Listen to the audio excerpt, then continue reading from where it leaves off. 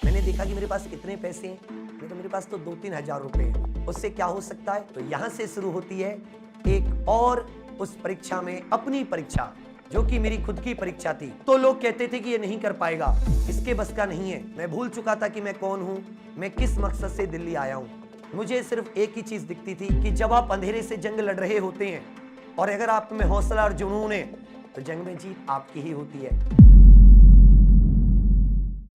10 रुपए वाली मोमबत्ती की रोशनी से आप क्या कर सकते हैं? रात को उसकी रोशनी में कोई किताब पढ़ सकते हैं, या किसी कॉपी में कुछ लिख सकते हैं, या अधिक से अधिक अपनी कोई खोई हुई चीज ढूंढ सकते हैं। मैंने उसी 10 रुपए वाली मोमबत्ती में अपनी खोई हुई किस्मत को ढूंढ निकाला है। जी हां दोस्तों, मेरा नाम विवेक है। मैं एक टीचर, एक एंटरप्रेन्योर और एक एग्जामपुर वेंचर का डायरेक्टर हूं। इस कहानी की शुरुआत होती है मेरे छोटे से गांव, जो कि उत्तर प्रदेश के बुलंदशहर जिले में है, वहां से। हर एक माँ बाप की तरह मेरे पिताजी ने भी यह सपना देखा था कि उनका बेटा पढ़ लिख कर एक बड़ा अफसर बने, जिंदगी में एक कामयाब इंसान बने, जिसको लोग पहचाने और जो अपने दम पर, अपने पैरों पर खड़ा हो सके। उस सपने को पूरा करने के लिए उन्होंने जो भी चीजों की जरूरत थी, अपने स्तर से हर मुमकिन कोशिश की मुझे उन चीजों को देने की। पढ़ाई खत्म होने के बाद में उनके उस सपने को साकार करने के लिए, अपना नाम बनाने के लिए या सरकारी नौकरी प्राप्त करने के लिए मैं भी सभी की तरह उस रेस में शामिल हो गया।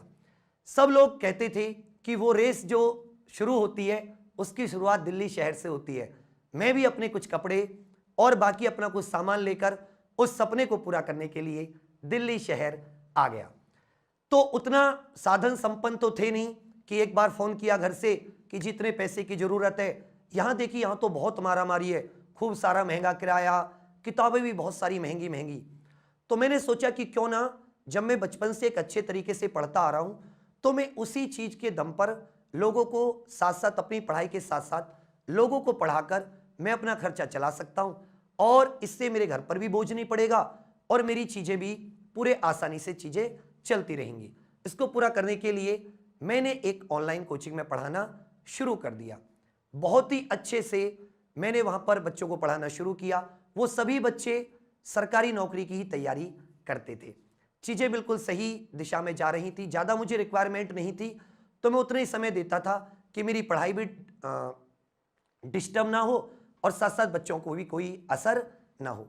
चीजें चल रही थी, तो कहीं ना कहीं मुझे लगता था कि मैं पूरी ईमानदारी से उन बच्चों को नहीं पढ़ा पा रहा हूं, या मुझे जितना समय इनको देना चाहिए इनकी तैयारी के लिए वो मैं नहीं दे पा रहा हूं।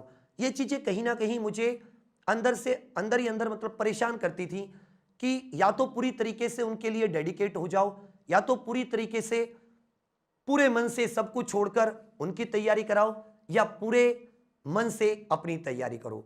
मैंने सोचा कि अधूरे रास्ते से इनको नहीं छोड़ता हूं। मैंने अपनी तैयारी को साइड में रखा और मैं उनके सपनों को पूरा करने के लिए, उनके सपनों को अपना सपना मानकर पूरे जी जान से लग गया। दिन रात एक कर दिया, क्योंकि हमारे गांव में कहावत है कि जब एक किसान बंजर जमीन में फसल उगा सकता है तो तुम मेहनत के दम पर क्या हासिल नहीं कर सकते। और उसी कहावत को पूरा करने के लिए मैं पूरे जी जान से जुट गया। इतने जी जान से जुट गया कि जो विद्यार्थी सोचते थे, जो स्टूडेंट सोचते थे कि हम नहीं पढ़ेंगे, वो लोग भी चीजों को देखकर बहुत अच्छे से उन्हें समझ में आने लगी। वो खुद, उनके अंदर आत्मविश्वास भरने लगा कि हां, हम भी अब कुछ प्राप्त कर सकते हैं। हमारे सपने और उनके सपने अब एक ही रास्ते पर थे और दोनों की मंजिल अब एक ही थी, उन्हें कामयाब बनाना।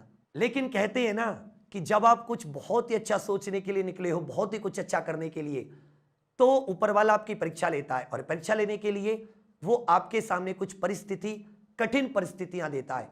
यदि आप उसमें सफल हो जाते हो, उन परिस्थितियों को पार पा जाते हो, तो वो आपको नेक्स्ट राउंड के लिए क्लियर कर देता है, और नहीं तो वो आपको वापस जहां से आए हो वहीं पर भेज देता है। ऐसा ही मेरे साथ हुआ। एक दिन मुझे पता चलता है कि अब उस इंस्टीट्यूट को मेरी जरूरत नहीं है। मेरे सामने एकदम सब कुछ ब्लैंक हो गया, अंधेरा सा हो गया, क्योंकि मैं अपने सब कुछ सपनों को त्याग चुका था। मैं भूल चुका था कि मैं कौन हूं, मैं किस मकसद से दिल्ली आया हूं। मुझे सिर्फ एक ही चीज दिखती थी, मेरे स्टूडेंट्स, मेरे स्टूडेंट्स, मेरे स्टूडेंट्स, उनके एग्जाम, उनके एग्जाम, उनके एग्जाम। अब दो ही मेरे पास रास्ते थे, या तो मैं जगह जगह फिर से उसी मेहनत करने के लिए कहूं कि आप मुझे अपने यहां पर रख लीजिए, मुझे अपने यहां पर मौका दीजिए, या फिर मैं अपने घर वापस लौट जाऊं। मैंने दूसरा रास्ता चुना। मैं बहुत ज़्यादा डिस्टर्ब हो चुका था, सोचा घर पे कुछ दिन रहूंगा तो शायद कुछ चीज़ें और अच्छे या बेहतरीन हो पाए। घर पे पहुंचा तो दिमाग में वही सारी चीज़ें चलती रहती थी कि मेरे स्टूडेंट्स का एग्जाम आने वाला है, क्योंकि वो एग्जाम का समय था जिसके लिए मैंने इतनी मेहनत की है। किसी भी वजह से मैं उस चीज़ को उन्हें नहीं दे सकता तो ये उनके साथ बहुत बड़ा एक विश्वास तोड़ने जैसा होगा। मैं उसे नहीं तोड़ना चाहता था। मैंने देखा कि मेरे पास कितने पैसे हैं, मैंने कहा मेरे पास तो 2-3 हज़ार रुपये हैं, उससे क्या हो सकता है। तो मैंने सोचा इससे तो बहुत कुछ हो सकता है, इससे एक बोर्ड आ सकता है, इससे एक मार्कर आ सकता है, इससे और जो मुझे छोटी छोटी चीज़ें इंटरनेट आदि की रिक्वायरमेंट है वो पूरी हो सकती है। फ़ोन मेरे पास था ही। तो यहाँ से शुरू होती है एक और उस परीक्षा में, अपनी परीक्षा जो कि मेरी खुद की परीक्षा थी, उसे पास करने की जंग। मार्कर आया, बोर्ड आया, फिर से वही पिच, फिर से वही मैदान, खिलाड़ी भी वही, गेम भी वही, और फिर से एक और सेंचुरी लगाने का जुनून स्टार्ट हो चुका था। लेकिन गांव में बहुत सारी समस्याएं आती हैं। कभी लाइट नहीं होती तो कभी इंटरनेट नहीं होता, कभी कुत्ते भौंकते हैं, कभी कोई और जानवर की आवाज़ आती है, कभी मोर की आवाज़ आने लगती है। इंटरनेट और जो लाइट की समस्या थी ये बहुत ज़्यादा थी। एग्ज़ाम बिल्कुल सर पे थे, बिल्कुल सब कुछ सही चल रहा था, एग्ज़ाम सर पर थे, उनको भी निकालना था। दूसरी तरफ लाइट गांव में आ नहीं रही थी रेगुलर। तो मैंने क्या सोचा कि अब मैं कैसे करूँगा। तो रात को थोड़ी इंटरनेट की स्पीड सही होती है, तो मैं बहुत सारी 10-10 रुपये वाली मोमबत्तियाँ ले आया और मैंने उसी मोमबत्ती की रोशनी एक मेज पर उन मोमबत्तियों को लगाकर, जिससे कि मेरे छोटे से बोर्ड पर रोशनी हो जाए, हाथ में मारकर लेकर खुद एक चेयर पर बैठकर और मैंने स्टार्ट कर दिया। बहुत ही शानदार रिजल्ट रहा। बहुत ही, कहते हैं ना कि जब आप अंधेरे से जंग लड़ रहे होते हैं और अगर आप में हौसला और जुनून है तो जंग में जीत आपकी ही होती है। बिल्कुल साक्षात मेरे साथ ऐसा ही हुआ है। मैंने वो जंग बहुत ही शानदार तरीके से लड़ी और बहुत ही शानदार तरीके से जीती भी। लेकिन अब एक जंग जीतने के बाद में स्टूडेंट्स का भरोसा और ज़्यादा हो गया। उन्होंने कहा कि नहीं सर, अब और अपना हम लोग बड़ा कुछ बनाते हैं चीज़ों को। कहते ना कि आप एक दिशा में जा रहे थे, आपकी सोच अच्छी थी, तो आपके सामने रास्ते भी वैसे ही खुलते चले गए। मैंने फिर से उसी शहर को चुना जिस शहर ने अभी मुझे कुछ दिनों पहले वापस भेजा था। शुरुआत उसी शहर से करेंगे। एक बार फिर से उसी जोश, दुगने उत्साह के साथ फिर उसी शहर में वापस आई और फिर शुरुआत की।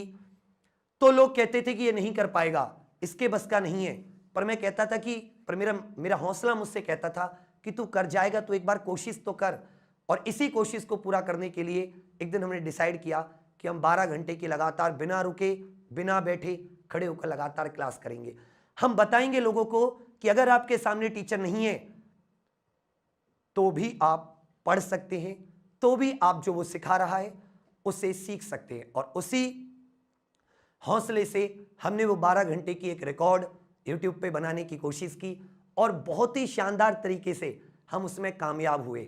और यहाँ से YouTube पर एक अलग ही क्रांति की शुरुआत होती है। ये जो मोमबत्ती की जंग थी, ये जो भरोसा था हमारा हमारे ऊपर, ये जो हमारा आत्मविश्वास था और हमारा जो कुछ कर गुजरने का इरादा था, आज उसी इरादे, हौसले के बल पर उसी शहर में, जिस शहर ने कभी धक्का दिया था, उसी शहर में एक बड़ा ऑफिस है, 100 से अधिक लोगों की एक टीम है और उस टीम को चलाने के लिए जितने भी साधन, रिसोर्सेज की आवश्यकता है, वो सारे के सारे रिसोर्सेज हैं। ये सब कुछ मुमकिन हो पाया है तो उसी मेहनत और उसी हौसले की वजह से। वही हौसला जिससे मैं मोमबत्ती की रोशनी में अपनी किस्मत ढूंढा करता था, वही हौसला जो बार बार गिरने के बावजूद मुझे उठने के लिए, दोगुने उत्साह से उठने के लिए मजबूर कर देता था, वही हौसला जिसने मुझे कभी टूटने नहीं दिया। तो एक बार मैं फिर से आपसे वही क्वेश्चन पूछूंगा कि एक मोमबत्ती से आप क्या कर सकते हैं। तो मैं तो सिर्फ एक ही चीज मैंने अपने संघर्ष से सीखी है कि हमारे अलावा हमारी कठिनाइयों को कोई दूर नहीं कर सकता। और जब भी ईश्वर को हमसे कुछ करवाना होता है, तो जैसे हम सरकारी नौकरी का कोई टेस्ट देते हैं और यदि हम उस टेस्ट में पास होते हैं तो वो सरकारी नौकरी, तो वो सरकारी काम करने का पद हमें मिलता है। वैसा ही जब ईश्वर हमें कुछ देना चाहता है तो हम उसके लायक हैं या नहीं हैं, तो वो हमारा एक टेस्ट लेता है, और वो हमारा टेस्ट लेता है हमें कुछ कठिनाइयों में डालकर। वो देखना चाहता है कि क्या उन कठिनाइयों से लड़ने का, उन कठिनाइयों से जीतने का, उन कठिनाइयों को ख़त्म करने का हमारे पास हौसला, जुनून, इरादा है या नहीं है। तो एक ही बात कहूँगा कि इरादा रखिए, एक दिन आप उन कठिनाइयों से जरूर जीत जाएंगे। थैंक यू, धन्यवाद।